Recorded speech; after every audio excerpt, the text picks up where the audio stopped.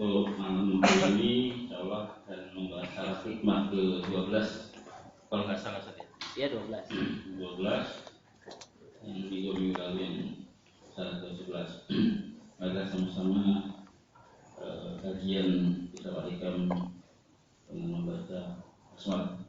Bismillahirrahmanirrahim.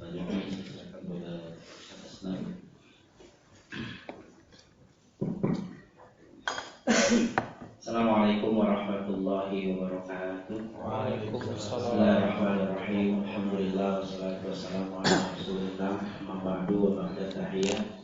Saudara-saudara yang dirahmati Allah, sebelum kita memulai kajian kita akan sama-sama membaca Hizbul Bahar, zikir atau wirid yang disusun oleh Imam Abul Hasan As-Sazili, pendiri Thariqah Saziliyah, guru dari Sayyid Nu'atul Al-Sakandari. Jadi Imam Abul Hasan Sazili punya murid Sayyid Abbas Al-Mursi. Sayyid Abbas Al-Mursi punya murid Sayyid Ibnu Athaillah. Beliau mengatakan barang siapa yang mengamalkan Hizbul Bahar ini diakui sebagai murid beliau, karena di dalam tradisi tasawuf juga dipahami tentang konsep syafaat. Ada beberapa aulia, termasuk di dalamnya Ahlul Bait, yang diberikan wewenang oleh Rasulullah kelak untuk membawa gerbong umat yang mereka cintai. Dan Abil Hasan As-Sazili salah satunya, kalau dalam beberapa riwayat yang disampaikan para ulama tasawuf, adalah termasuk orang yang diberikan kepercayaan oleh Rasulullah kelak untuk membawa satu gerbong umat Islam. Dan beliau mengatakan cara membangun hubungan ruhani dengan saya adalah dengan membaca Hizbul Bahar. Nah, kita berikhtiar dengan Hizbul Bahar ini. Yang pertama, mudah-mudahan ini menjadi jalan bagi kita untuk mendekat kepada Allah Subhanahu wa Ta'ala. Yang kedua, Hizbul Bahar ini mudah-mudahan menjadi bagi kita untuk dipermudah pintu-pintu hikmah di dalam memahami hikam, karena sudah masuk ke hikmah yang ke-12 ini, sudah bicara tentang uzlah, sudah bicara tentang khulwah, salah satu bentuk riyadhah yang harus dilakukan oleh para sufi. Baik, kita mulai pembacaan isi bahar. Ada beberapa versi isi bahar yang ada di tangan saudara-saudara sekalian ini. Ini biasanya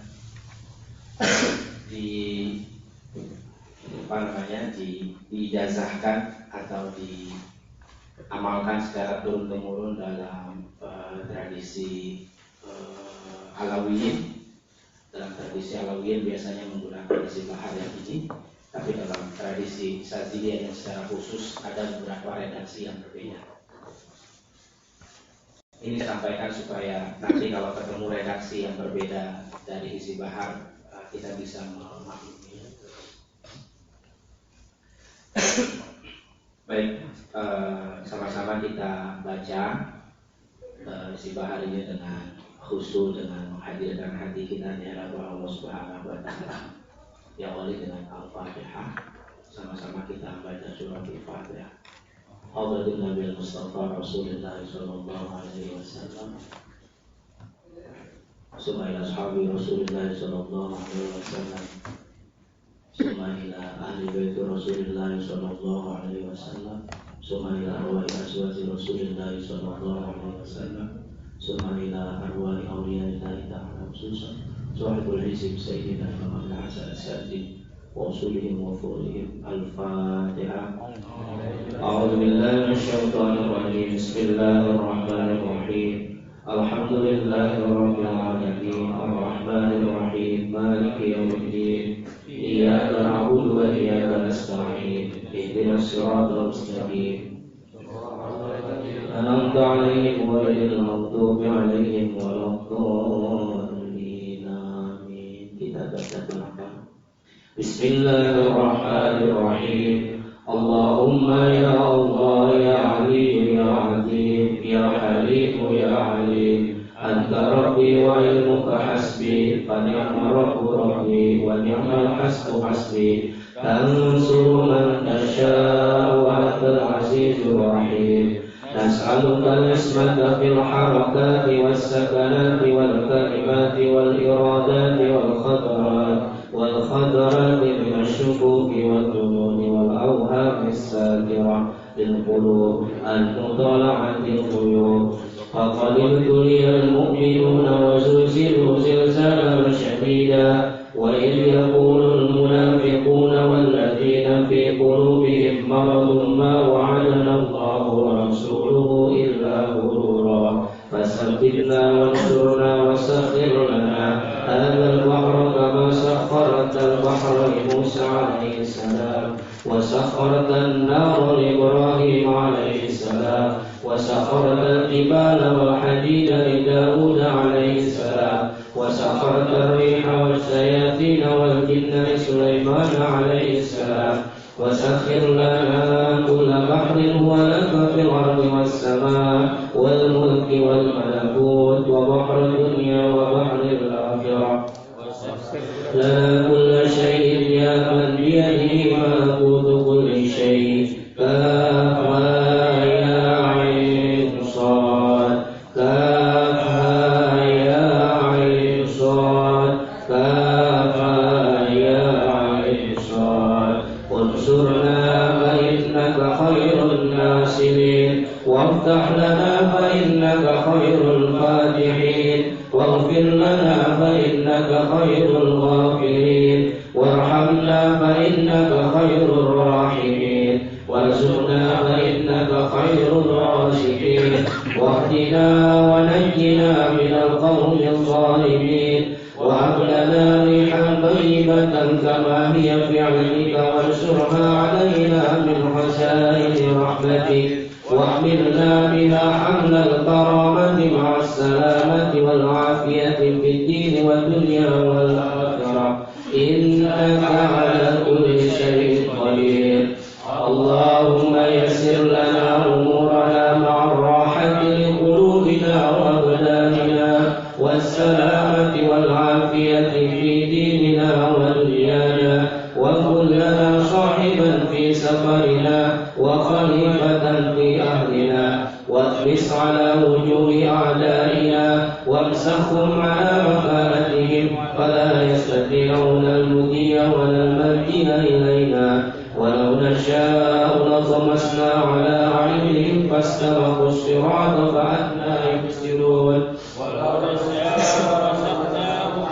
مكانتهم فما استطاعوا مضيا ولا يرجعون ياسين والقرآن الحكيم إنك لمن المرسلين على صراط مستقيم تنزيل العزيز الرحيم لتنذر قوما ما أنذر آباؤهم فهم غافلون لقد حق القول على أكثرهم فهم لا يؤمنون إنا جعلنا في أعناقهم أغلالا فهي إلى الأذقان فهم مقمحون وجعلنا من بين أيديهم سدا ومن خلفهم سدا فأغشيناهم فهم لا يبصرون شاهت الوجوه شاهت الوجوه شاهت الوجوه وعنت الوجوه للحي القيوم وقد خاب من حمل ظلما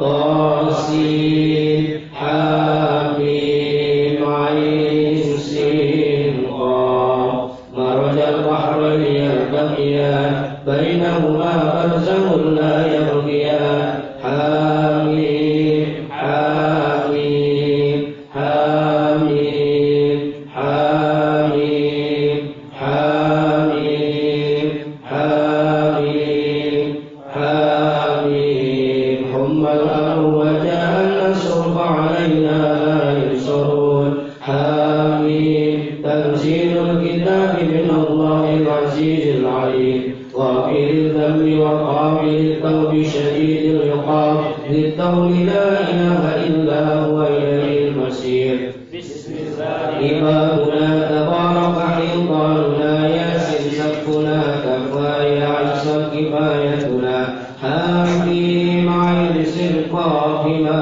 يتلى قاف والقرآن المجيد وقايتنا فسيكفيكهم الله وهو السميع العليم ستر العرش مسؤول علينا وأين الله ناظرة إلينا بحول الله لا يقدر علينا والله من ورائهم محيط وهو القرآن المجيد في لوح محفوظ والله خير حافظا وهو أرحم الراحمين فالله خير حافظا وهو أرحم الراحمين فالله خير حافظا وهو أرحم الراحمين إن وليي الله الذي نزل الكتاب وهو يتولى الصالحين إن وليي الله الذي نزل الكتاب وهو يتولى الصالحين إن وليي الله الذي نزل الكتاب وهو يتولى الصالحين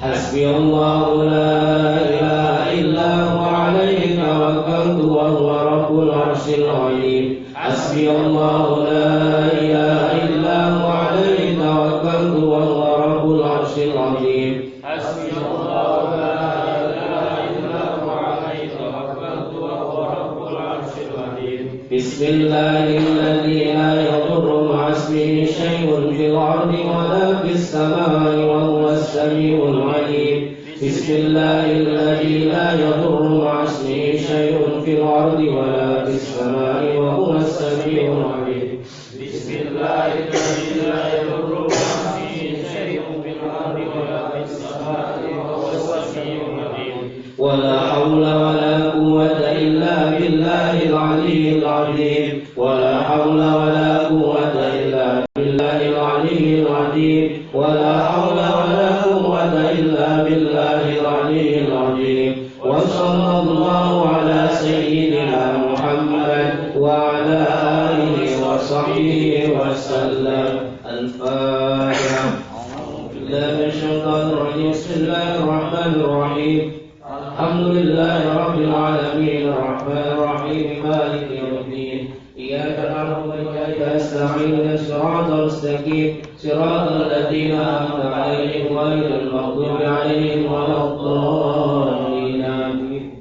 Menurut Syekh Nu'ata'illah, waktu yang terbaik untuk mendawamkan, membiasakan zikir ini adalah setiap ba'da asyar.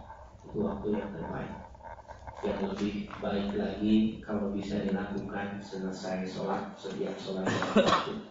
Insya Allah akan banyak pintu-pintu hikmah yang akan didapatkan oleh Allah Subhanahu Wa Taala.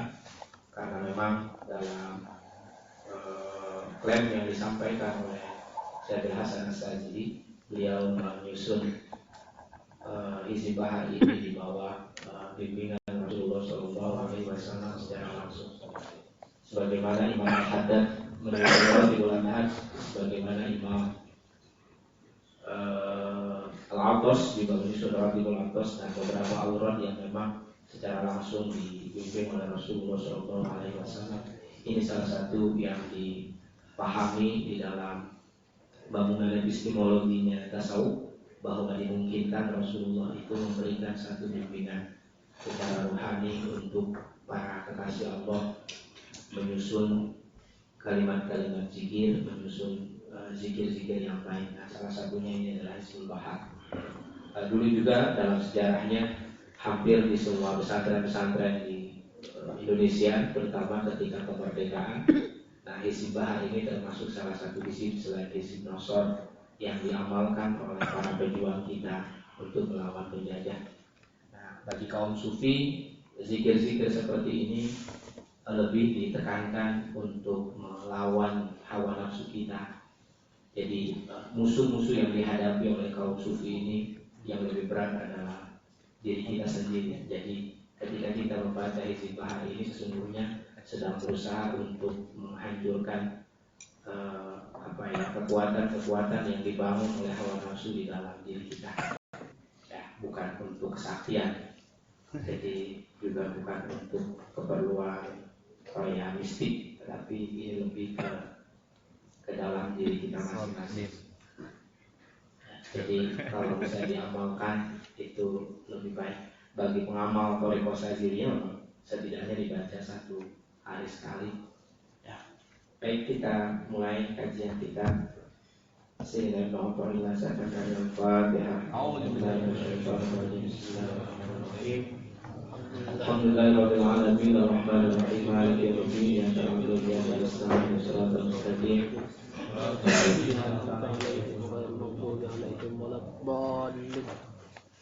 Bismillahirrahmanirrahim. Qala al-musannifu rahimahullahu ta'ala wa nafa'ana bi 'ulumihi wa amadana bi barakatihi. Manafa'al qalba syai'un mislu uzlatin yadkhulu biha midana fikrah. Ini hikmah yang ke-12.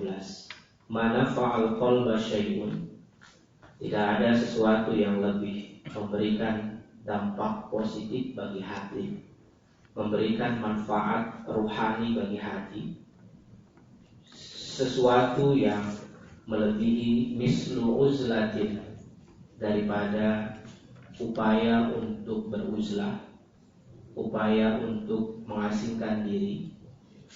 Yadkhulu biha midana fikrah, dengan uzlah itu maka seseorang akan masuk di dalam medan perenungan, akan masuk di dalam ruang yang baginya memiliki kesempatan untuk bertafakur. Hikmah yang ke-12 ini sebenarnya sudah sangat teknis di dalam memberikan panduan bagi para sufi untuk mengelola hatinya, untuk melakukan perjalanan rohani menuju Allah Subhanahu wa ta'ala. Kalau pada hikmah pertama sampai hikmah ke-10 kemarin, itu lebih ke upaya untuk mendekonstruksi bangunan-bangunan ego yang ada di dalam diri manusia. Ketika manusia itu berupaya untuk beramal karena mengharapkan pahala, manusia beramal karena mendapatkan kedudukan, kemudian juga di bab doa kita disadarkan bahwa doa itu bukan sedang melakukan proses negosiasi takdir dengan Allah Subhanahu wa ta'ala, tetapi doa adalah sarana bagi seorang hamba untuk menunjukkan ilharul faqah, menunjukkan rasa butuh kepada Allah Subhanahu wa ta'ala. Kemudian juga kita sudah masuk pada hikmah yang selanjutnya, bahwa cobaan dan ujian bagi seorang sufi itu dipahami sebagai proses di mana Allah Subhanahu wa ta'ala memberikan satu perhatian yang lebih kepada manusia untuk mendekat kepada Allah dengan cara ditarik oleh Allah Subhanahu wa ta'ala, dan medianya adalah ujian. Silakan Pak. Waalaikumsalam warahmatullahi wabarakatuh. Nah, hikmah yang 11 kemarin itu sudah masuk pada itfit. Bagaimana seorang sufi itu harus menghindari popularitas. Pada awal perjalanannya seorang sufi harus menghindari popularitas. Nah, pada hari ini kita masuk lagi pada satu pendidikan rohani yang disampaikan oleh Ibnu Athaillah. Kita harus masuk ke dalam suasana uzlah, ya, suasana berkholwat, suasana beruzlah. Syekh Ibnu Ajibah ketika memberikan syarah di dalam Iqadul Himam ini, beliau mengatakan, la syai'a anfa'u lil qalbi min uzlatin mashubah bi fikrah. Tidak ada sesuatu yang lebih bermanfaat bagi pertumbuhan rohani, bagi pendidikan hati seseorang, selain daripada uzlah yang dibarengi dengan tafakkur. Jadi uzlah ini satu paket dengan tafakkur. Li'anal uzlah kal hamiyah wal fikratu kad dawa. Uzlah itu jika diumpamakan sebagai diet, wal fikrah dan bertafakur itu kad dawa, dia sebagai obat. Jadi ada kombinasi antara al-hamiyah wa dawa, diet dan obat. Fala yanfa'ud dawa min ghairi hamiyah wala fa'idata fil hamiyah min ghairi dawa. fikrah, tanpa tafakur, tanpa dibarengi dengan tafakur tanpa dibarengi dengan uzlah, dan uzlah tanpa dibarengi dengan tafakur, ini tidak akan menghasilkan sesuatu yang maksimal. Bahkan la khaira fi uzlah la fiqrata fiha. Orang yang beruzlah, mengasingkan diri dari keramaian, tetapi dia tidak melakukan proses tafakur di situ, maka uzlah itu tidak memberikan manfaat apa-apa. Wala naqudu li fiqratin la uzlata ma'aha. Dan bertafakur tanpa dibarengi dengan uzlah itu tidak akan membangkitkan satu kesadaran rohani. Ya. Jadi bagi saya Ibnu Athaillah, uzlah dan tafakur ini adalah satu paket. Ruang bertafakur yang terbaik itu adalah di uzlah. Ya. Dan uzlah itu akan memberikan manfaat bagi seorang hamba ketika di sana dia banyak melakukan tafakur. Wal maksud min istighalil fikrah tahsilul ilmi wa tamakkunihi minal qalbi. Yang dimaksud dengan menyibukkan diri di dalam bertafakur itu adalah sebagai upaya untuk menghasilkan satu pemahaman ilahiyah wa tamakkunihi minal qalbi, dan memantapkan pemahaman itu agar tertanam di dalam hati seorang hamba. Pada akhirnya wa tamakkunil ilmi billah minal qalbi, dan pada akhirnya akan membangun satu kekuatan pengetahuan bersama Allah Subhanahu wa taala di dalam hati. Ini puncak dari tafakur itu adalah tamakkunil ilmi billah, membangun satu pengetahuan bersama Allah Subhanahu wa taala di dalam hati. Jadi bagi para sufi, amal ibadah itu tidak memberikan dampak apa-apa ketika tidak dilakukan bersama Allah. Harus selalu billah. Maka sebagai salah satu cara mendidik hati ini agar selalu bersama Allah Subhanahu wa taala adalah dengan bertafakur. Ketika kita meminum saja, itu kan juga sudah harus bersama Allah. Apa? Bismillah, bersama asma Allah. Bersama asma Allah aku minum. Dengan menyebut nama Allah. Emangnya apa disebut? Tapi bersama asma Allah aku meminum air ini. Aku minum ini bersama energi ilahi. Aku meminum ini bersama kekuatan ilahi. Kesadaran itulah yang ingin dicapai. Wa ghayatu sihhati wa huwa alladhi samahu Allahul qalbas salim. Pada akhirnya hati yang sampai pada kesadaran ilahi dirinya bersama Allah, setelah melalui medan uzlah dan medan tafakur itu, maka dia akan sampai pada kedudukan hati yang salim, hati yang sehat. Sebagaimana firman Allah, yauma la yanfa'u malun wala banun illa man atallaha biqalbin salim. Pada hari di mana harta dan anak-anak tidak lagi bisa memberikan manfaat apa-apa, pada hari di mana harta dan anak-anak tidak memberikan kontribusi apa-apa, illa man atallaha biqalbin salim, kecuali orang yang datang kepada Allah Subhanahu wa taala dengan membawa hati yang sehat. Ya. Jadi inilah target dari uzlah dan bertafakur. Uzlah itu sebagai ruang bagi seseorang untuk bertafakur.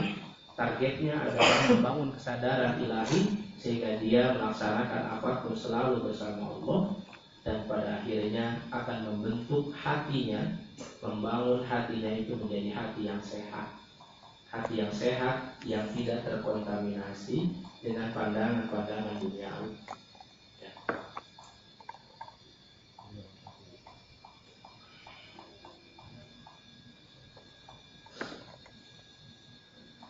Wa qad qalu innal qalba kal ma'dah idza qawiyat 'alaiha al-akhlaq maradat wa la yanfa'uha illa al-hamiyah wa hiya qillatu mawadiha wa man'iha min kasratil akhlaq. Para ulama tasawuf mengatakan bahwa hati manusia itu bagaikan lambung, bagaikan perut.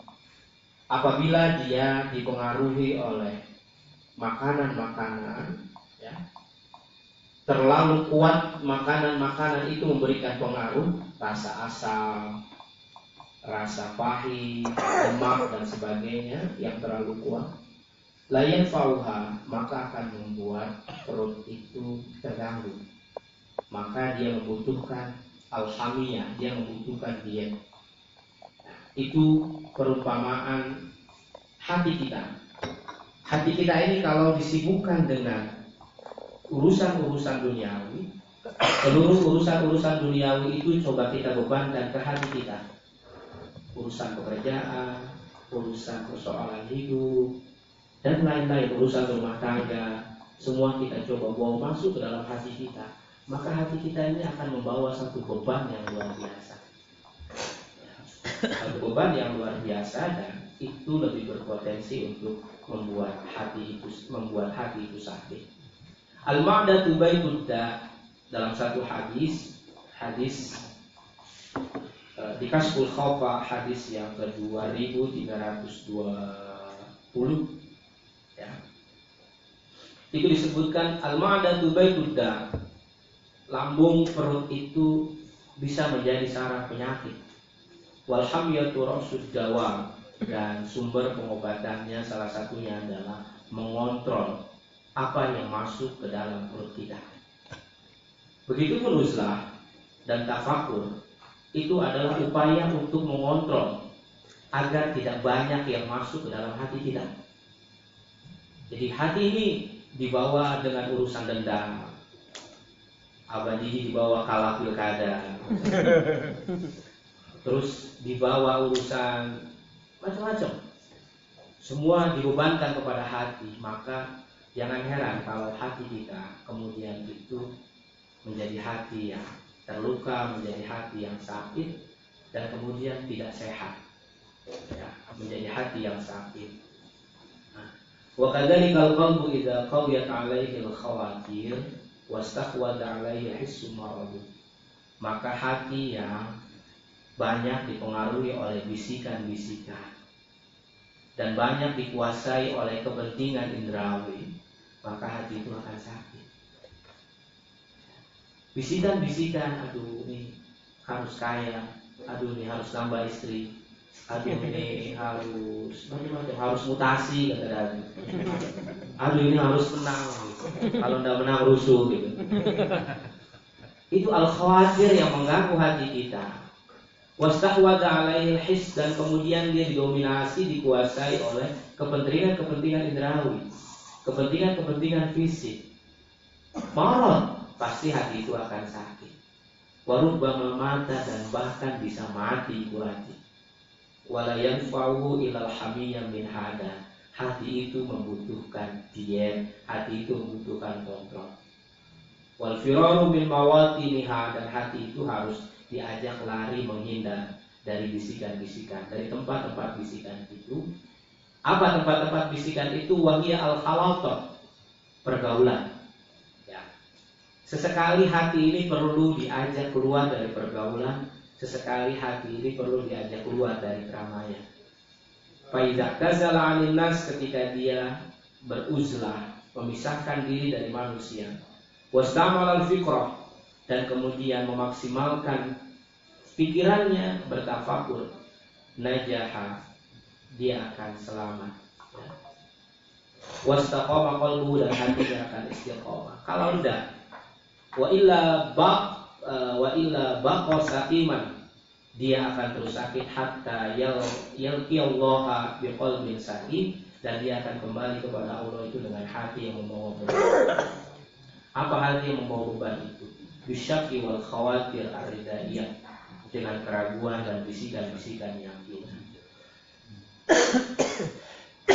Teksnya begitu, saudara-saudara, berkaitan dengan hikmah yang ke-12 ini, bicara tentang uzlah dan tafakur, merenung.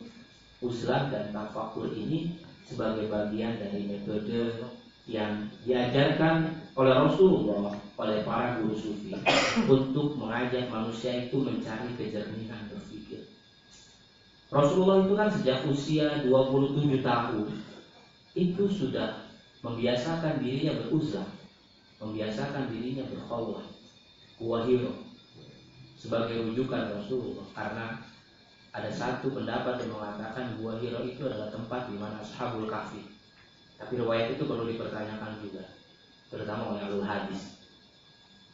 Tetapi yang bisa kita ambil hikmahnya adalah bahwa ketika kita berada dalam hiruk pikuk kepentingan-kepentingan keduniaan kita, dan kemudian kita bawa hati ini selama 24 jam untuk ikut bekerja, memikirkan urusan-urusan keduniaan kita, maka jangan heran kalau hati ini kemudian tidak lagi merasa dipandang oleh Allah, tidak lagi berdimensi ilahi, tetapi sangat berdimensi dunia. Karena memang kita sendiri yang menggiring hati ini untuk mengarah ke situ. Kita mengajak hati ini untuk masuk di dalam kepentingan kekuasaan. Kita mengajak hati ini masuk di dalam kepentingan materialistik yang kita kejar. Kita berkeinginan membawa hati ini untuk masuk di dalam seluruh aspek duniawi yang kita cita-citakan, sehingga kemudian hati yang seharusnya ini menjadi wadah ilahi, dia berubah menjadi tempat sampah bagi urusan-urusan duniawi kita. Maka jangan heran kalau hati ini kemudian tidak lagi menatap Allah, tidak lagi merasa sadar ditatap oleh Allah Subhanahu wa Ta'ala. Kalau kemudian hati kita itu gelisah, tidak merasa dipandang lagi oleh Allah, tidak merasa lagi diperhatikan oleh Allah, barangkali di sini banyak dipenuhi oleh hal-hal yang sangat duniawi. Bangun tidur kita sudah kepikiran dengan hal-hal yang duniawi, siang kita kepikiran dengan hal yang duniawi, malam dengan hal yang duniawi lagi. Hati kita sama sekali tidak tergerak, tidak teringat, tidak tersadarkan, dipandang oleh Allah Subhanahu wa Ta'ala. Dimensi ihsan di dalam diri kita tidak bekerja, maka sesungguhnya itu adalah indikator bahwa hati kita itu sakit, bermati. Dan hati yang seperti itu kelak yang akan menghadap Allah dengan beban yang cukup berat. Jadi Rasulullah sudah mencontohkan itu. Di usia 27 tahun ketika banyak hiruk-pikuk gerakan. Usia 27 tahun banyak hiruk-pikuk kehidupan masyarakat Arab yang Nabi merasa bahwa nurani beliau, hati beliau ini mengatakan ini bukan jalan ilahi. Ini tidak bersifat ilahi, sehingga kemudian Rasul memerlukan ruang untuk bertafakur. Itu yang dicontohkan oleh Rasulullah. Banyak juga yang dicontohkan oleh para ulama, mereka yang mentradisikan tradisi uzlah. Tradisi uzlah ini bisa juga disebut dengan tradisi suluk dalam tradisi tasawuf. Ya, tradisi suluk, tradisi uzlah, khuruj dan sebagainya. Itu adalah istilah-istilah yang menggambarkan seseorang menarik diri dari hiruk-pikuk duniawi dan kemudian merenung sejenak untuk mengistirahatkan hatinya dari urusan-urusan dunia. Saudara-saudara yang dirahmati Allah Subhanahu wa Ta'ala, satu ketika Abu Hanifah itu, ini di dalam kitab yang tadi dikutip oleh Mas Fahmi, Tazkiratul Awliya, kitab hampir 1000 halaman. Ini kitab yang sangat besar memberikan kontribusi untuk para pengkaji dan pengamal tasawuf belakangan, ditulis oleh seorang sufi dari Persia, Fariduddin Al-Attar. Beliaulah yang mendokumentasikan sejarah atau biografi dari para sufi-sufi agung sejak zaman tabi'in sampai masa beliau. Tujuan beliau cuma satu, saya ingin menyampaikan rasa wangi daripada kekasih-kekasih Allah supaya saya kecipratan wangi itu. Cuma itu yang dia inginkan. Dan ini sangat membantu. Asalnya ditulis dalam bahasa Persia, kemudian diterjemahkan dalam bahasa Arab. Ini terjemahan pada akhirnya dan diterjemahkan dalam bahasa Inggris ya. Saya ambil kisah yang disampaikan oleh Farid bin Al-Attar itu ketika Abu Hanifah, tadi Mas Fahmi mengangkat, kenapa Abu Hanifah itu mudah sekali, ini tidak boleh, itu tidak boleh, hanya ikan pun tidak boleh, kecuali dia ketika ditangkap masih hidup. Kenapa? Karena beliau adalah seorang yang wara. Beliau orang yang sangat hati-hati. Beliau dikenal sebagai seorang sufi yang kemudian menjadi seorang ulama fikih. Maka fikih yang paling hati-hati di dalam urusan makanan itu adalah Imam Hanafi. Jadi kita bisa paham kalau Mas Fahmi tadi cerita, kenapa dia begitu ketat untuk makanan dan sebagainya. Untuk memakan sesuatu yang diragukan statusnya, beliau sangat hati-hati. Ya. Untuk beliau itu sangat hati-hati. Jadi makanya mazhab Hanafi itu sangat hati-hati. Apakah untuk orang lain? Untuk dirinya pun begitu. Jadi ketika ada informasi di mana dia tinggal ada seekor kambing di Baitul Mal yang dicuri, kemudian dia tanya, dia survei ke beberapa tukang kambing. Kata abang, dia tanya, Bintegi, kambing itu paling tua umurnya berapa? Tanya lagi kemana? Ke Al-Kaf ya. Dia tanya berapa kambing itu. Sampai dia mendapatkan kesimpulan kambing itu paling tua katanya umurnya selama 7 tahun. Jadi di atas 7 tahun itu sudah sulit bagi kambing untuk hidup. Nah, maka kemudian dia berazam, selama 7 tahun ke depan saya tidak akan makan kambing. Kenapa? Karena barangkali kambing yang dicuri oleh maling itu kemudian masih hidup dan kemudian dipotong, kemudian saya beli satenya, saya beli kebulinya dan saya memakan sesuatu yang berasal dari curian. Sangat hati-hati sekali. 7 tahun tidak memakan kambing hanya karena ada informasi kambing di Baitul Mal dijual. Imam Abu Hanifah. Ketika dia berdagang, dagang kain, dia pengusaha.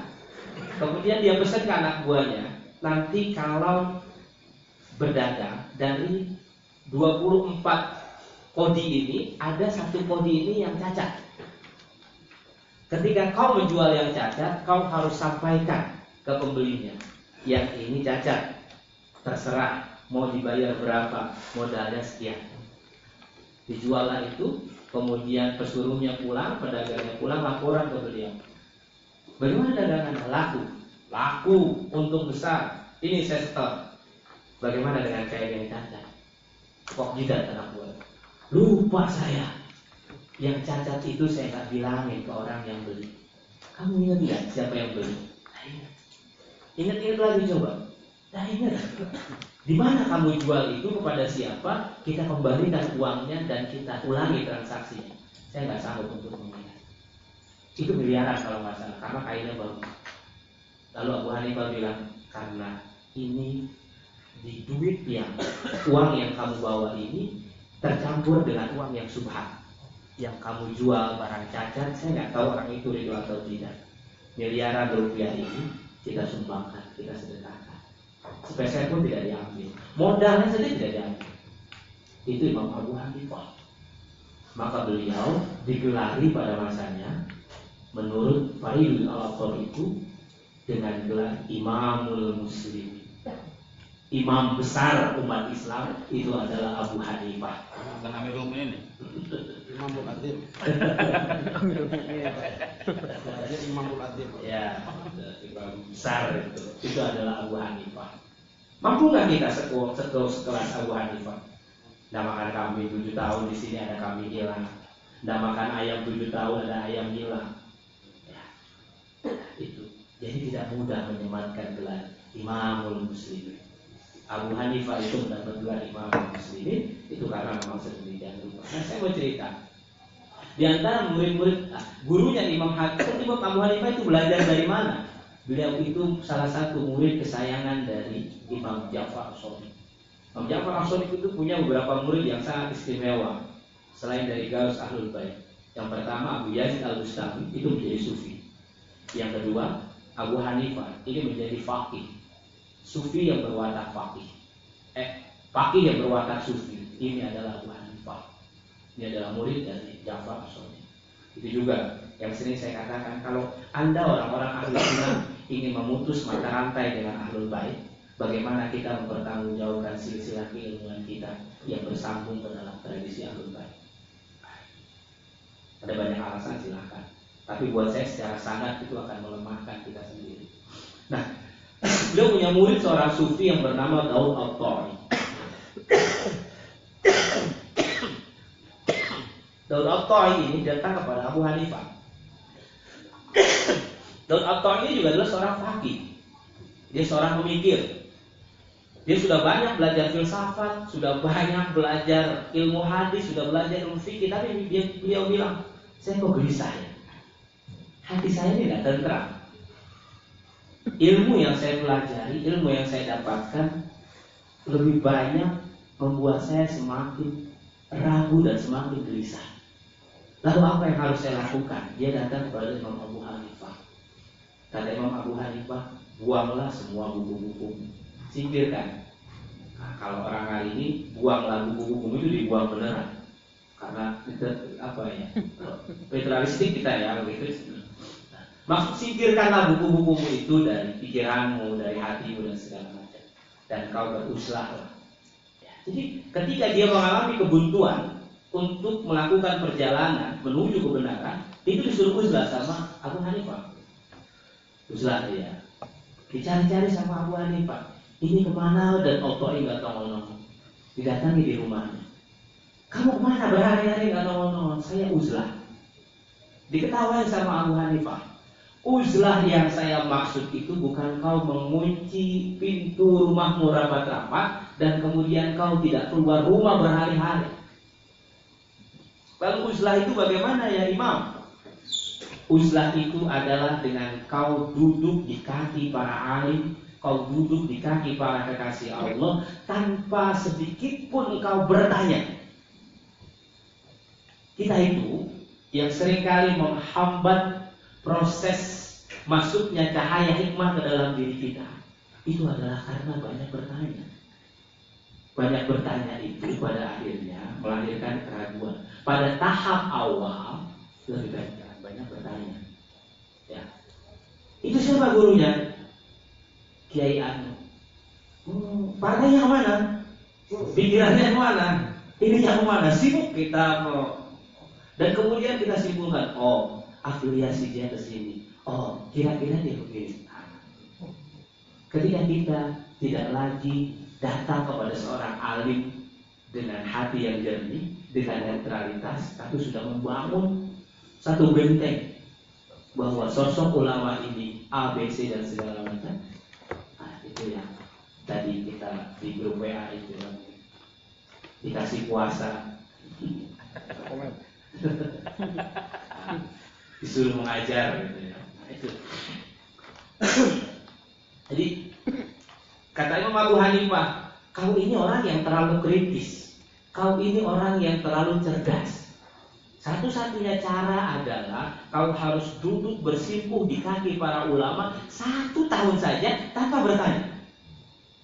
Jadi bimbingan ruhani yang diajarkan Abu Hanifah kepada Daud At-Ta'i itu adalah dia datang ke majelis ilmu ke ulama, duduk bersimpuh, ya. Jalisihim wala tatakallamani fi mas'alah. Wahai nafsuku, duduklah engkau bersimpuh di kalangan para ulama dan janganlah berbicara sedikit pun. Fajalastuhum sanah, maka aku duduk kepada para ulama itu, bergaul dengan para ulama itu selama 1 tahun. Apa yang terjadi? Basiri fi sanatin hasala li amalun salasina sanah.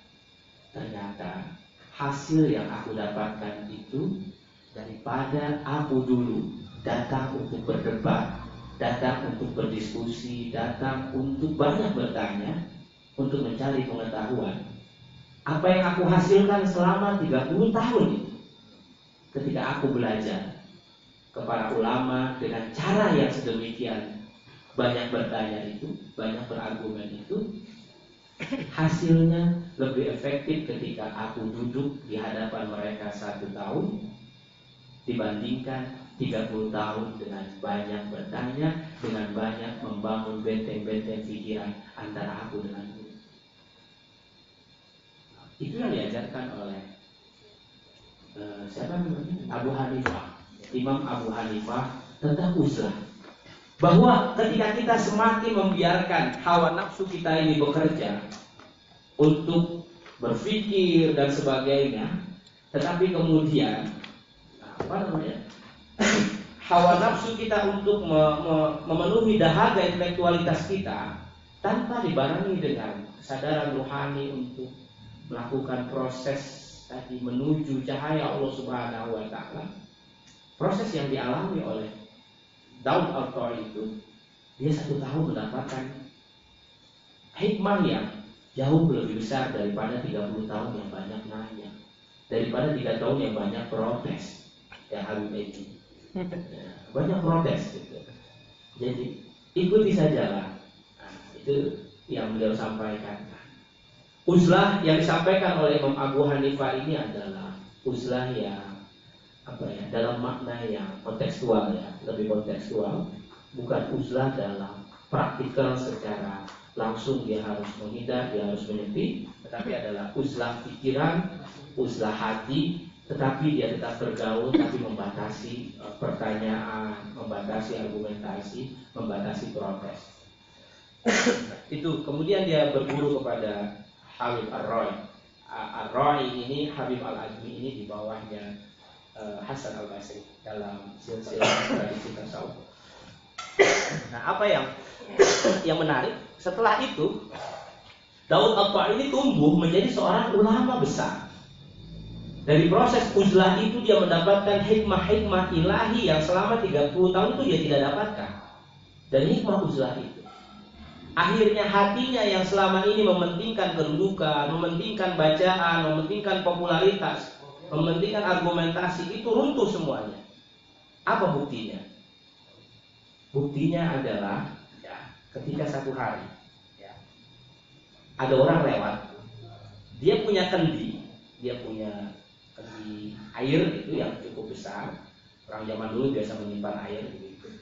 Dan kemudian kendi itu ada di tempat yang panas, pas kesorot matahari.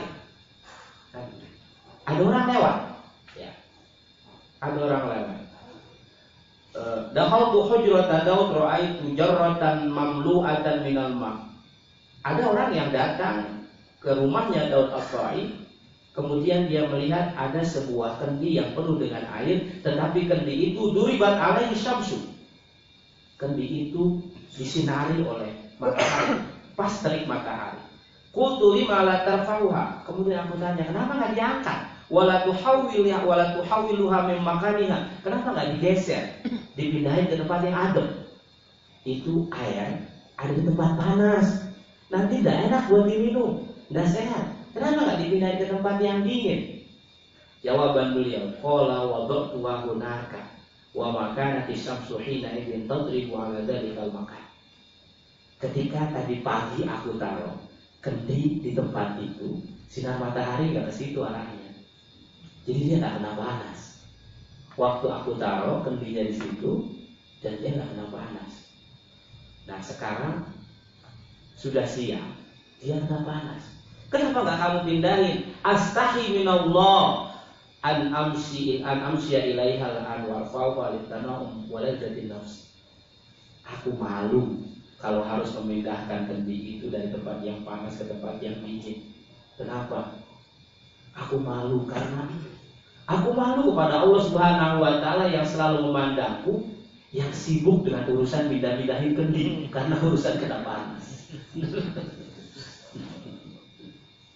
Ya. Itu hati yang sehat, hati yang selalu merasa dipandang oleh Allah Subhanahu wa taala. Kita setiap hari apa aja kita coba bawa yang kita sama Allah Subhanahu wa taala. Nah, para kekasih Allah Subhanahu wa taala itu banyak sekali yang merasa malu kepada Allah karena memang dia merasa malu ditatap oleh Allah Subhanahu wa taala. Hatta Sayyidina Ali bin Abi Thalib radhiyallahu anhu, mana si Paris alaihi salam, Itu beliau kalau mandi itu tidak mau kelihatan auratnya. Bagaimana tidak digelari karramallahu wajha yang diprotes oleh para kelompok yang lain? Karena beliau mandi tidak mau melihat tubuhnya sendiri. Kenapa kamu tidak mau melihat tubuhmu? Allah mengharamkan orang lain untuk melihat ini. Kalau Allah haramkan, aku juga malu untuk melihat sesuatu yang diharamkan. Karena merasa dipandang oleh Allah Subhanahu wa Ta'ala. Nah, kesadaran rohani yang seperti ini, menurut Ibnu Athaillah, salah satunya bisa didapat melalui uzlah. Setelah infil menanam diri kita dari popularitas, itu adalah uzlah. Uzlah itu sangat penting. Karena apa? Bagi kita untuk membangun satu kesadaran ihsan. Kesadaran ihsan itu dibangun salah satunya lewat uzlah. Rasulullah kesadaran ihsannya itu didapat lewat uzlah. Ya, berkhulwat. Hampir 13 tahun ya. 27 sampai 40 tahun. Ashabul Kahfi juga sama. Para nabi yang lain juga sama, itu beruzlah. Nah, maka dalam tradisi tasawuf sekarang, misalnya thariqah tertentu, Anda harus suluk uzlah 40 hari dari keramaian. Bisa dicicil seminggu sekali. Itu betapa mudahnya meneruskan. Atau Anda uzlahnya cukup berdiam diri di rumah 1 hari. Atau Anda bertafakur. Anda uzlah dengan tidak bicara selama 3 hari. Sebagaimana Daud At-Ta'i ini selama 1 tahun itu puasa nanya ketika haji. 1 tahun puasa nanya. Kayak apa coba? Nah, itu pendidikannya. Ya. Ada banyak sebenarnya cerita-cerita tentang para ulama yang mengalami proses uzlah itu. Ya. Nah, ini saya ambil dari Imam Al-Ghazali. Ini uzlah yang versi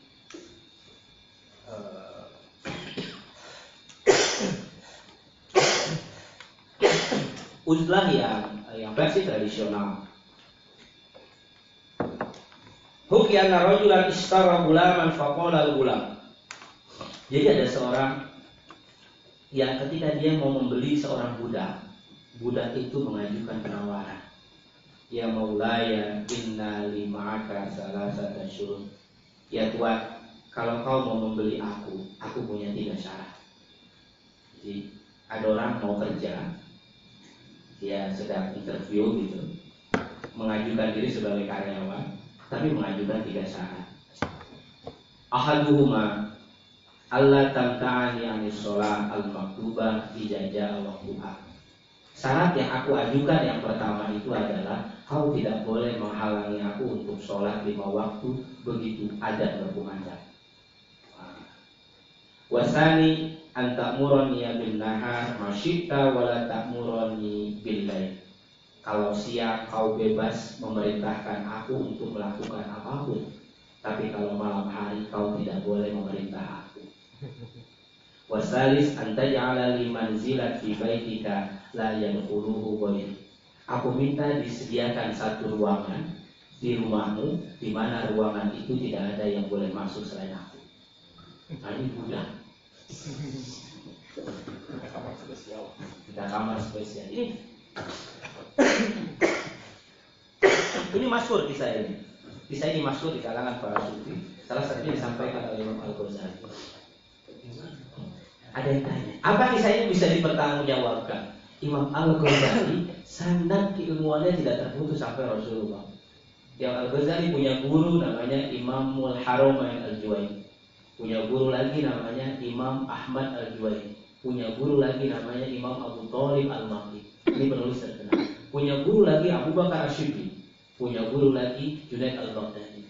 Punya guru lagi Ma'ruf Al-Asiri Saqati. Punya guru lagi Ma'ruf Al-Farqi. Punya guru Daud At-Ta'i yang tadi kita cerita. Daud At-Ta'i punya guru Habib Al-Ajmi. Habib Al-Ajmi punya guru namanya Hasan Bisri. Hasan Bisri punya guru Ali bin Abi Thalib. Ali bin Abi Thalib punya guru Muhammad sallallahu alaihi wasallam.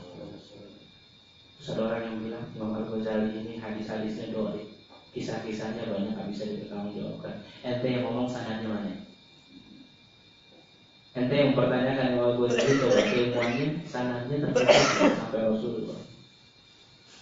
Jangan-jangan kita yang sering mengkritik Al-Ghazali tidak punya sanad keilmuan yang tersambung sampai Rasulullah. Gelarnya Imam Al-Ghazali Hujjatul Islam, orang yang menghafal 300.000 hadis sampai dengan sanadnya kepada Rasulullah SAW. Ya, ini beliau menceritakan ada seorang budak yang kemudian ketika budak itu mau dibeli, dia mengajukan 3 syarat. Yang pertama, tidak boleh diganggu waktunya sholat. Yang kedua, boleh dipekerjakan apapun siang hari, tapi malam nggak boleh ngapa-ngapain. Yang ketiga, dia diminta disediakan 1 kamar, di mana kamar itu nggak boleh dimasuki oleh siapapun. Faqala lahu rajul, karena budak ini memang rajin masjid ya. Budak ini laka hadhihi syurut. Syarat-syarat ini aku berikan kepadamu dan aku penuhi. Qala rajul. Kemudian laki-laki itu berkata, "Unzur fil buyut fataqal gulam fawajada fiha baitan khuraban." Faqala akhadtu hadha. Kemudian kata si pemilik rumahnya ini, si tuannya ini, silakan lihat seluruh kamar 1, 2, 3, 4. Ambil salah satu kamar yang kau inginkan. Maka dia mengambil 1 baitan khuraban, 1 kamar yang tidak terawat, 1 kamar yang rusak, yang hampir roboh. Faqala akhadtu hadha. Ini aku ambil. Kemudian tuan itu berkata, "Ya gulam, ikhtarta baitan khuraban." Kenapa yang kau pilih itu adalah rumah yang atau kamar yang rusak itu? Faqala gulam, "Ya maulaya, amalimta anal khurab ma'allahi mustah." Hai tuan, apakah engkau tidak ketahui? Sekedar kau tahu saja, FYI ya tuan, anal khurab sesungguhnya, anal khurab sesungguhnya bangunan yang rusak itu, ma'allah jika engkau berada bersama Allah, mustah itu bagaikan taman.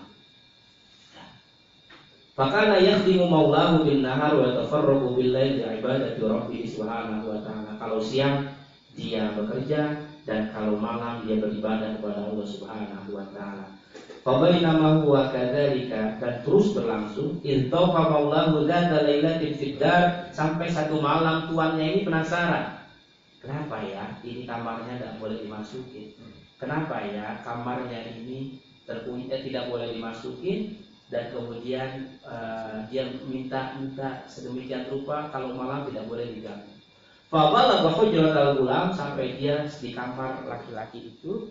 Faida kemudian dia menemukan wal gulam musajidun ala ra'sihi, wal gulam musajidun, dan dia melihat gulam itu, budak itu sedang bersujud kepada Allah Subhanahu wa taala.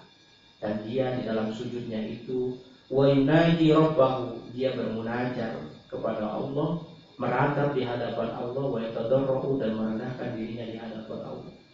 Dia berdoa meratap, ilahi, duhai kekasihku, aujabta alayya haqqa maulaya, kau wajibkan kepadaku hak-hak tuanku, wa khidmatuhu bin nahar, tuan yang tadi, kau wajibkan ya Allah, kau wajibkan kepadaku untuk mengabdi kepada tuanku di siang hari. Walau la dzalika mastaqaltu laili wala nahari illa bi khidmati. Kalau kau tidak membebani aku dengan menjadi budak bagi tuan itu, maka siang dan malam akan aku gunakan untuk mengabdi kepadamu. Faqdirni, ampunilah aku ya Tuhan. Terimalah alasanku ini ya Tuhan. Aku tidak bisa beribadah kepadamu sepanjang hari karena di siang hari aku harus mengabdi. Jadi malam hari digunakan untuk berkhulwat, malam hari digunakan untuk beruslah. Faqdirni, ampunilah aku ya Tuhan, karena aku tidak bisa memanfaatkan malam dan siang. Aku hanya bisa malam hari saja. Ya Rabb, itu dia mengadu kepada Allah Subhanahu wa taala. Wa maulahu yanzuru ilaihi hatta fajar subuh, dan tuannya itu melihat sampai kemudian datang waktu subuh. Ya. Maka besoknya dia kembali lagi, dia bawa istrinya untuk menyaksikan apa yang terjadi. Falamma kanat al-lailatu tsaniyah, pada hari yang kedua, akhadha bi yadi imra'atihi, dan kemudian dia mengambil tangan istrinya, wajah ila babil hujrah, dia mengajak istrinya itu untuk mengintip di balik pintu.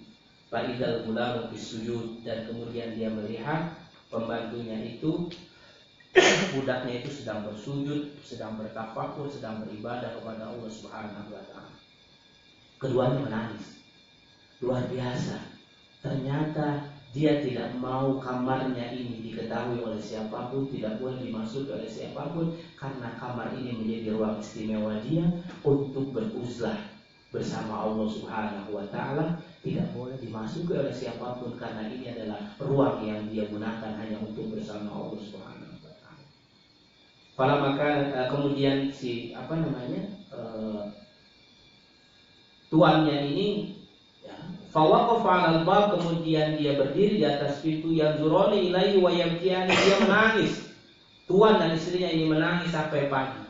Dan kemudian ketika pagi, pada al-gulam, dia memanggil budaknya ini, dan kemudian dia katakan, faqala lahu anta atiq liwajhillah, hari ini kau merdeka karena Allah Subhanahu wa taala. Kenapa aku dimerdekakan? Semalam aku melihat engkau sedang bermunajat kepada Allah.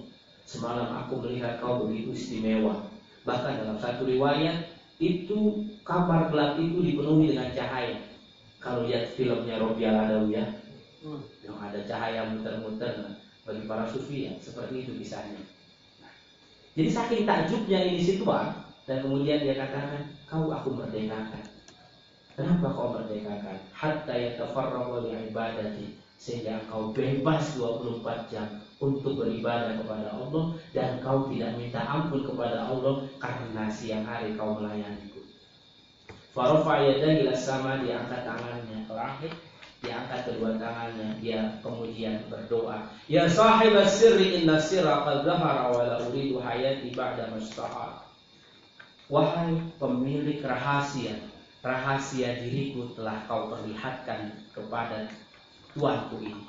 Wala uridu hayati ba'da mustahar, aku tidak ingin lagi hidup lebih lama lagi setelah aku terlihat oleh orang lain siapa diriku. Ilahi as'alukal mauta, kalau begitu Tuhan, aku mengharapkan kematian saja karena rahasiaku telah terbongkar. Fa kharal gulam mayitan, maka dia tersungkur dan kemudian dia mati. Insyaallah uzlah. Kekasih-kekasih Allah yang masyhur, yang memang tidak ditakdirkan untuk masyhur, begitu dia masyhur maka dia akan mati. Jadi kekasih-kekasih Allah jangan selalu ditonjol-tonjolkan kepada orang. Kekasih-kekasih Allah itu jangan dijual-jual. Ya, jangan ditampilkan. Ini kekasih Allah, waliullah dan segala macam, jangan. Nanti kewaliannya terbongkar. Dan kemudian kita kehilangan kesempatan untuk lebih lama bersama kekasih Allah. Jadi biarkan saja di dalam dunia keheningan, di dalam dunia keterasingan. Ya. Ini contoh ya, contoh uzlah. Nah, apa yang bisa diambil itu contoh uzlah di malam hari ya. Jadi ketika apa yang dilakukan oleh budak ini sebenarnya dia menggambarkan bahwa begini loh seharusnya hidup. Di siang hari kau mencari nafkah, di malam hari kau beruzlah, berkholwah bersama Allah Subhanahu wa taala, maka kau akan temukan kedamaian hidup. Ya. Beda sama zikir yang nangis live ya.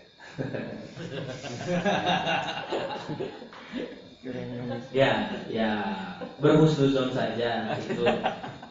Ya. Itu contoh yang cukup jelas ya, yang saya kira. Rasulullah juga melakukan hal yang sama, masih di dalam kitab yang sama. Itu ya. Mana ya? An-Atta diriwayatkan dari Atta, itu Rasulullah setiap malam itu juga uzlah dan kholwah. Jadi ketika Rasul itu diriwayatkan dari Aisyah, yang Aisyah ketika diminta untuk menyampaikan hadis ini dia pun menangis. Akhbirina bi'ajabi ma ra'aiti min Rasulillah. Hai Aisyah, kata Allah, perlihatkan kepada kami perkara yang paling mengagumkan dari pribadi Rasulullah sallallahu alaihi wasallam. Fabakat wa qalat wa Aisyah li lam yakun ajaban. Kemudian dan seterusnya, Aisyah berkata, Aisyah menangis, teringat apa yang terjadi dengan Rasulullah.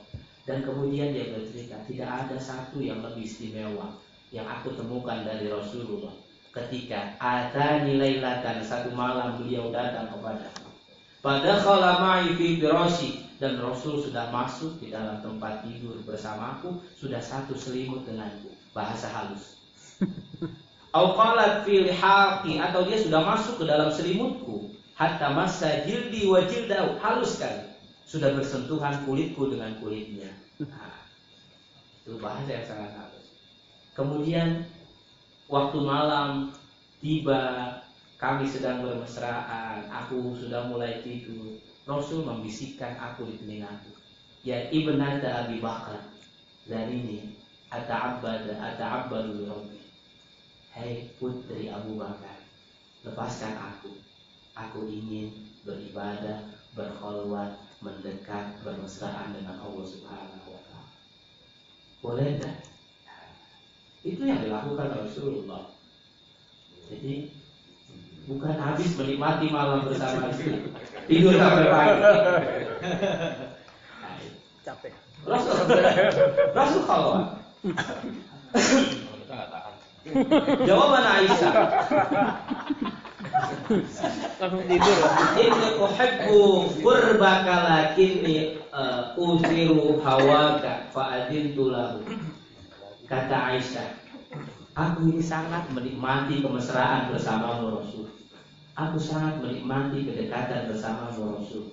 Tapi bagaimana aku menghalangi hasratmu untuk bermesraan dengan Allah Subhanahu wa Ta'ala. Istri yang baik. Istri yang baik ini begitu kan? Amin. Ayo bangun, tahajud. Kebalikannya. Isti'anah. Nah, itu ya. Jadi Rasul juga melakukan usnah. Dan kemudian Rasul sholat malam, menangis sholat malam, berzikir, beristighfar. Bahkan dalam riwayat ini dari Al-Qur'an itu sampai Bilal mengumandangkan azan, Rasul baru berhenti. Dari tangisan itu. Ya ketika ditanya, ya Rasul ma yubkika qad ghafarallahu ma taqaddama min dzambi. Rasul, kamu kenapa sampai nangis sedemikian rupa? Bukankah kau telah diampuni? Nah, ini hadis yang sangat terkenal. Qala afala akunu abdan syakur. Mana aku gak boleh untuk menjadi hamba yang bersyukur. Rasul levelnya sudah bersyukur. Nah, kita ini masih hamba yang tawab, hamba yang bertobat. Apakah aku ini tidak boleh menjadi hamba yang bertobat? Istighfarnya masih males. Akhirnya syakuro, ini sudah levelnya bersyukur. Nah, itu contoh kholwat yang dilakukan oleh Rasulullah Shallallahu Alaihi Wasallam setelah Rasulullah melepaskan tradisi uzlah dan masuk kepada periode kenabian. Uzlah Rasulullah itu yang dilakukan adalah setiap malam. Nah, ada satu kisah lagi yang terakhir, ya, satu kisah lagi. Ini kisah tentang Abdullah bin Mubarak. Ya, mana ya Abdullah bin Mubarak? Nah ini. Sampaikan Faridul Al-Awtar li Abdullah bin Mubarak kana mamlukan fakatabahu ala dirhamin yu'addihi ilaihi fi kulli yawm. Abdullah bin Mubarak ini memiliki seorang budak mukatab. Ya. Dalam tradisi perbudakan itu disebut dengan budak mukatab. Budak mukatab itu budak yang dia bekerja kepada tuannya dengan kesepakatan dia mencicil sampai batas waktu tertentu. Kalau dia sudah lunas, statusnya merdeka. Ini budak mukatab. Ya. Nah, status ada seorang budak mukatab yang setiap hari dia setor 1 dirham. Fa akhbarahu syakhsun anna hadzal mukatab yambisul qubur wa yuhassilu dirham alladhi yu'tika min samanil akfar. Ada seorang yang menyampaikan berita, hoax. Menyampaikan hoax. Anna hadzal mukatab, ini ada budak mukatabmu ini setiap hari dia yang bisul kubur, dia menggali kuburan. Wa yuhassilu dirham, dan dia dari menggali kuburan itu mendapatkan uang dengan cara menjual kain kafan. Kagetlah Abdullah bin Mubarak ketika mendengar kabar informasi bahwa budak mukatab yang setiap hari setor 1 dirham kepada beliau itu katanya menghasilkan uangnya itu dengan cara menjual kain kafan yang dia curi dari kuburan. Fiskun dzalika ala Abdillah. Fataba'ahu lailatan khafiyatan minhu, maka pada satu malam yang sunyi dia mengikuti anak buahnya itu, mengikuti budaknya itu. Fara'ahu dakhala ba'dul maqabir, kemudian dia melihat budak muqaddamnya ini masuk ke dalam satu pemakaman, wa nabasha qabran, dan kemudian dia menggali satu kubur. Wa dakhala fihi, dan kemudian dia masuk ke dalam kuburan ini. Dalam hatinya, wah, benar ternyata beritanya. Dia perhatikan, fa'idha huwa masjidun wa fihi mihrabun. Ternyata di dalam kubur itu ketika digali ada ruang untuk bersujud dan ruang untuk bertafakur beribadah. Dia kaget, oh ternyata kuburan itu bukan kuburan orang lain, tetapi adalah satu tanah yang dia gali, yang kemudian dia masuk ke dalam tanah itu di komplek pemakaman, dan kemudian di situ dijadikan tempat untuk beruzlah dan berkholwat. Ya, itu luar biasa. Wastaqul al-mamlukul muqaddam fihi bis-shalah wal ibadah ila as-sabah fi ghayati at-tadarru wal ibtihal. Dan dia melihat ternyata hamba muqaddamnya ini, budak muqaddamnya itu sibuk di dalam ruang, di dalam bawah tanah ini untuk sholat dan beribadah sampai pagi dengan puncak kerendahan hati dan rasa butuh kepada Allah Subhanahu wa taala. Luar biasa. Ya. Walamma ra'a Abdullah al-hal, ketika Abdullah melihat keadaan itu, wala alaihi buka, dan dia membakar, dia menangis terseduh-seduh. Waqtafa hunaka, dia bersembunyi di situ sampai dia menyaksikan apa yang dilakukan oleh muqaddam. Qala al-fajr, kemudian datang waktu pagi. Dan ketika pagi sudah tiba, budaknya ini kemudian terdengar sedang berdoa. Asbahtu wa sayyidul majaziyu sayatlubu minni dirham al-matlub al-ma'hud. Ini kalimat yang sangat melecehkan Abdullah bin Mubarak. Asbahtu, waktu sudah siang ya Tuhan, tak terasa bersamamu ya Allah, ternyata sudah pagi aja. Itu kasih Allah. Jadi begitu pagi hari dia sedih, karena waktu beruzlahnya sudah selesai dengan Allah Subhanahu wa taala, orang akan lalu lalang. Kita pun sedih kalau waktu pagi. Aduh, udah pagi aja waktunya bangun. Nah, dia bersedih ya, karena pagi itu adalah waktu perpisahan dari beruzlah, bermesraan dengan Allah Subhanahu wa taala. Wa sayyidul majaziyu, dan tuan palsuku. Dia menyebut Tuhan palsu karena Allah Tuhan yang hakiki. Dan tuan palsuku sayatlubu minni dirham al-matlub al-ma'ud. Sebentar lagi dia akan menagih 1 dirham yang sudah terjanjikan, yang sudah terprogram, yang tercatat setiap hari aku bayar 1 dirham. Tersentak. Abdullah bin Mas'ud tersentak. Aku ini Tuhan palsu. Yang itu.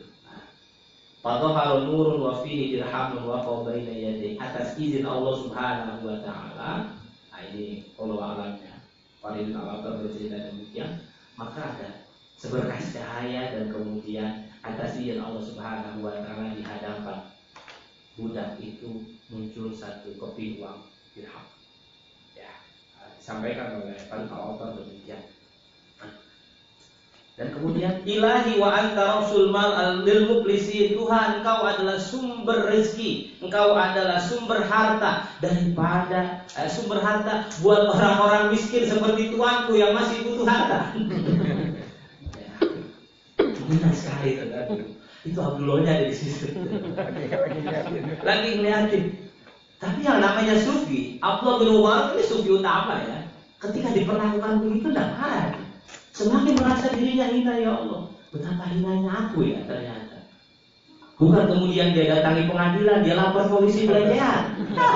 Kekasih Allah lapor polisi. Penistaan. Pelecehan. Saya sudah dilecehkan gitu ya. Nah, tidak begitu enggak. Itu yang dilakukan oleh Abdullah bin Mubarak ini orang yang apa ya? Yang bercerita tentang siapa ya?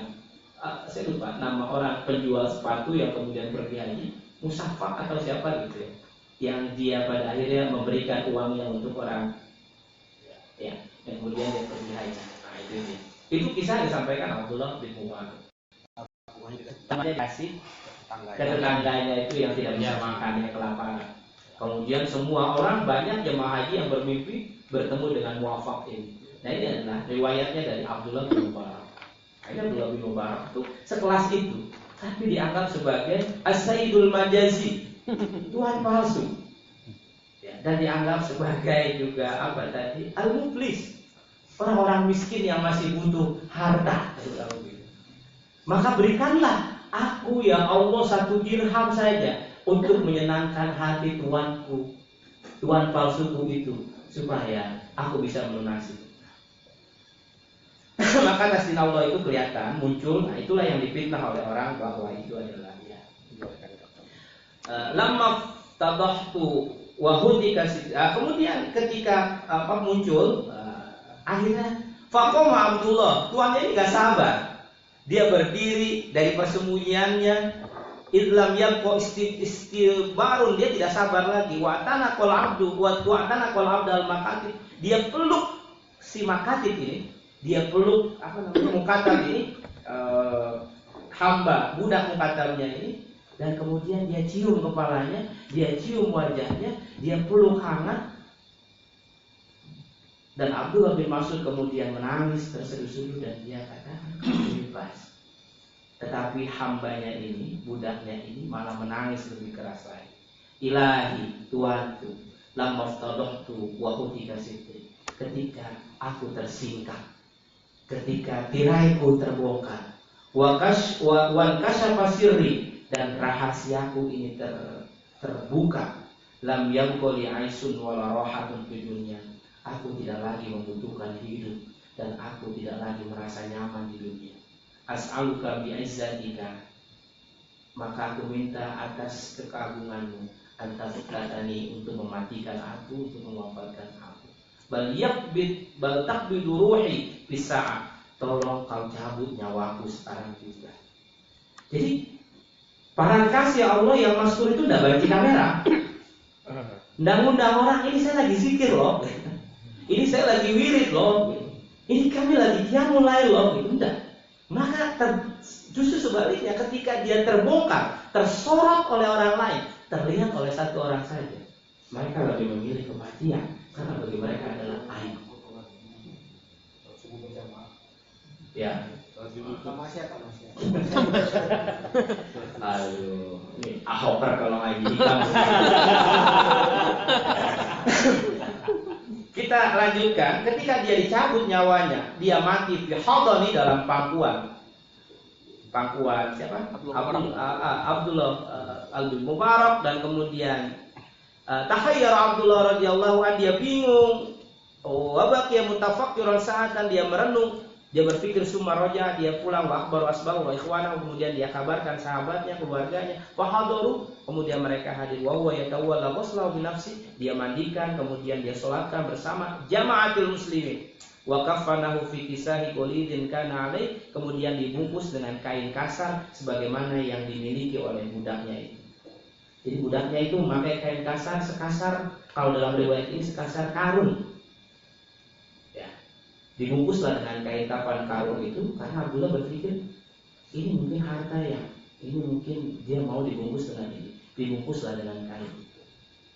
Nah, maka pada satu malam, Rawa Abdullah fi lailatin, pada satu malam dia didatangi oleh Nabi Ibrahim dan Nabi Muhammad alaihi wassalatu wassalam, yakni mereka keduanya datang, faltaqaya bi Abdillah, dan kemudian menemui Abdullah bin Mubarak, dan kemudian menemui Abdullah, hai Abdullah, lima dafanta waliyan fi dalikal kisah. Abdullah, tega betul engkau memakamkan seorang kekasih Allah Subhanahu wa taala hanya dengan karung. Itu kekasih Allah Subhanahu wa taala ya, yang dicontohkan Abdullah bin Mubarak, yang dicontohkan Imam Al-Ghazali. Duanya bercerita tentang bagaimana uzlah yang meniru tradisi Rasulullah SAW. Kemudian uzlah yang dicontohkan adalah Dol At-Tari. Abu Hanifah memang kontekstual. Beliau mencontohkan satu konsep uzlah yang kontekstual, yaitu uzlah secara hati, uzlah secara rohani. Jadi menurut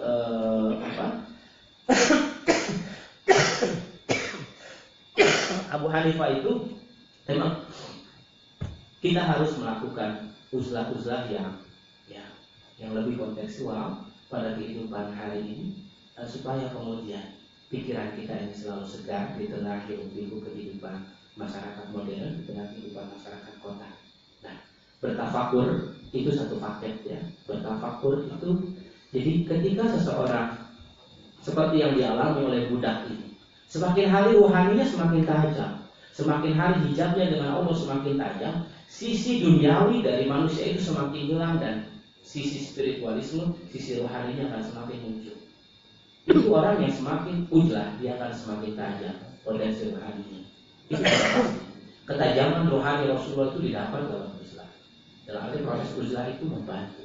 Nah, maka kita bisa beruzlah. Maka salah satu riyadhah yang diajarkan para ulama-ulama tasawuf itu adalah qiyamul lail. Setidaknya melaksanakan sholat malam, sholat hajat, sholat taubah, sholat witir di dalam satu malam, dilanjutkan dengan berzikir, membaca hizbul baharka, membaca apa dan segala macam.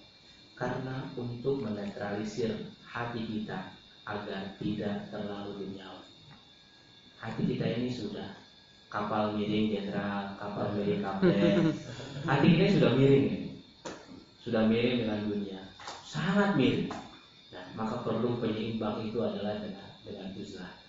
Ya, jadi ini salah satu hikmah yang disampaikan oleh Ibnu Athaillah di hikmah ke-12 ini. Di hikmah ke-11 kita diajarkan tentang infil, menanam diri dalam tanah kerendahan dan kemudian menghindari popularitas. Dan hikmah yang ke-12 ini kita sudah bicara tentang uzlah, uzlah rohani, uzlah batin kita, menguzlahkan hati kita. Perlu dalam setiap hari ini yang diajarkan. Maka para ulama tasawuf hari ini itu mengajarkan. Salah satu yang populer yang diajarkan itu adalah Imam Al-Haddad dan Imam Al-Attas. Itu kenapa mereka kemudian mendawamkan wirid Ratibul Attas, Ratibul Haddad atau Hizbah dan sebagainya. Mereka katakan, ini untuk siapa? Ketika dipertanyakan oleh orang pada masanya, ini untuk siapa? Bukankah kita ini biasa berkholwat 40 hari? Kita biasa bertafakur sekian hari di tempat-tempat yang sunyi. Ini untuk orang-orang yang datang belakangan. Mereka akan pergi pagi pulang malam. Mereka akan pergi pagi pulang pagi. Mereka akan sibuk dengan dunia mereka. Aku perlu dan aku dibimbing oleh Rasulullah untuk membuat satu formulasi di mana mereka bisa duduk setengah jam dengan kualitas ujlah 40 hari. Itu kekasih Allah. Jadi dengan membaca Ratibul Attas yang pada malam itu pernah kita baca, membaca Ratibul Haddad, tentunya membaca dengan perenungan, membaca dengan tafakur, membaca dengan hikmah, membaca isi paham. Itu adalah satu formulasi untuk masyarakat modern sebenarnya yang sudah sangat disederhanakan oleh para kekasih-kekasih Allah sejak awal. Kata Imam Al-Haddad, Anda memang tidak butuh hari ini, tetapi umat belakangan akan butuh. Mereka butuh satu formulasi dengan setengah jam tapi bisa mendapatkan kualitas 40 hari. Dengan 1 tahun tapi dapat kualitas 30 tahun. Seperti dicontohkan oleh Daud At-Ta'i. Nah, zikir-zikir yang sudah kita bagikan itu, ketika kita ambil sore hari, subuh pagi, atau malam hari, kemudian kita dawamkan, coba kita akan merasakan itu. Sentuhan-sentuhan rohani. Dan kita akan merasakan hikmah-hikmah, mendapatkan pemahaman-pemahaman. Oh iya, ternyata begini ya rasanya kalah pilkada. Oh iya, ternyata begini ya rasanya dituduh si A. Oh iya, ternyata begini ya rasanya di PHK. Oh iya, ternyata begini ya rasanya itu dituduh A, dituduh B dan segala macam. Itu dia akan mengampuni, dia akan memaafkan, dia akan mengikhlaskan. Karena apa? Dia menjadi makhluk rohani. Makhluk rohani yang kemudian diwarnai oleh cahaya ilahi, dan cahaya ilahi itu akan melembutkan suasana hatinya. Dan dengki lagi, tidak marah lagi. Kalau kita tidak bertafakur dan membawa itu ke hati kita, maka kemudian itu akan bertambah marah. Semakin hari semakin dendam, semakin hari semakin marah, semakin hari semakin kesal. Kenapa? Karena hati kita tidak dibawa untuk uzlah, tidak dibawa untuk Allah, tidak dibawa untuk bertafakur. Maka dalam salah satu hadis Nabi, ya, tafakkur sa'ah apa ya? Khairun sab'ina apa ya, mana hadisnya ya? Hadisnya gitu ya. Mana ya? 7 angkanya 7. Mana ya? Ya, orang tidur lebih baik daripada ibadah 70 tahun kalau nggak salah. Orang bertafakur 1 detik saja, 1 saat saja, itu kualitasnya. Itu sama dengan dia ibadah. Itu lebih baik kualitasnya daripada orang ibadah 70 tahun. Kenapa? Orang yang bertafakur 1 detik saja, itu tiba-tiba dia bisa menjadi pemaaf karena tersentuh dengan cahaya Allah Subhanahu wa Ta'ala. Orang yang bertafakur 1 detik saja, yang tadinya dia sedang emosi, itu bisa turun emosi. Maka itu jauh lebih baik daripada dia beribadah 70 tahun. Ya, kata Isa itu dalam satu riwayat, la tujalisul mauta. Janganlah kau bergaul dengan orang-orang mati. Padamu taqulubaku, maka hatimu akan mati. Qalu manil mauta ya ruhallah. Ya ruhallah, siapa sih orang yang mati itu?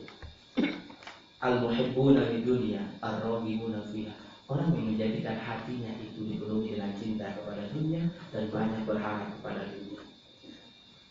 Itu luar biasa ya. Jadi jangan biarkan hati kita ini mati. Jangan biarkan hati kita itu. Tafakkaru sa'atan khairun min ibadati sab'ina sana. Tafakkur sa'atin khairun min ibadati sab'ina sana. Bertafakur 1 detik saja itu jauh lebih baik daripada ibadah 70 tahun. Ya. Itu ya. Luar biasa.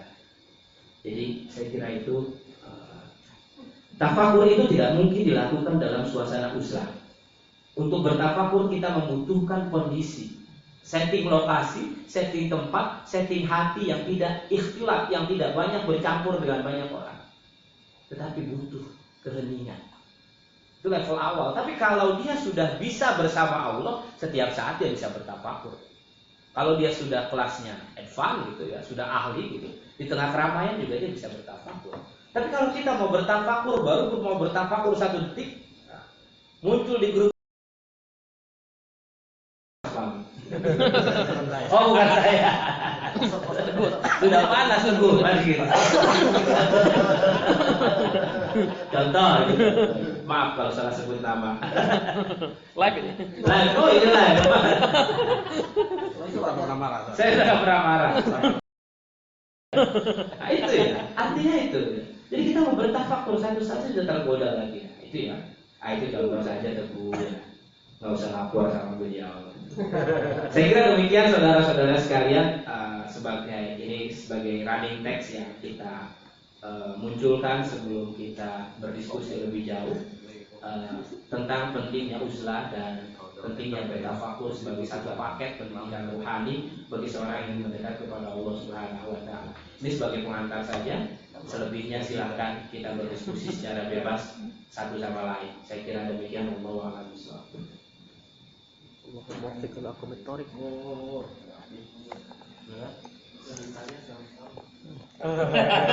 Panas ya. Kita jadi Daud